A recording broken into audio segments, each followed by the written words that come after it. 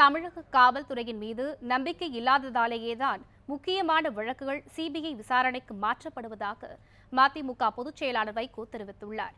காஞ்சிபுரம் மாவட்ட மதிமுக செயல் வீரர்கள் கூட்டம் செங்கல்பட்டில் நடைபெற்றது. இதில் கலந்து கொண்ட கட்சியின் பொதுச் செயலாளர் வைகோ பின்னர் செய்தியாளர்களிடம் பேசினார். அப்போது தமிழக காவல்துறை நம்பகத்தன்மையை இழந்து வருவதாலேயே 570 கோடி ரூபாய் பறிமுதல் வழக்கு, விஷ்ணுபிரியா தற்கொலை வழக்கு ஆகியன சிபிஐக்கு மாற்றப்பட்டுள்ளதாக தெரிவித்தார். காவல்துறை துணை கண்காணிப்பாளராக இருந்த விஷ்ணுபிரியா தற்கொலை செய்து கொண்டு படிந்தார் என்றவுடன் அந்த கடலூர் மாவட்டத்தில் அவர் இல்லத்துக்கே நான் சென்றேன். அப்பொழுதே அது சிபிஐ விசாரணைக்கு வேண்டும் என்று தான் நாங்கள் வற்புறுத்தினோம். மேலதிகாரிகளினுடைய நடவடிக்கைகள் ஏற்படுத்திய மன அழுத்தம் அவரை தற்கொலைக்கு தூண்டியதென்றால் மரணத்துக்கு அவர்கள்தான் காரணம்.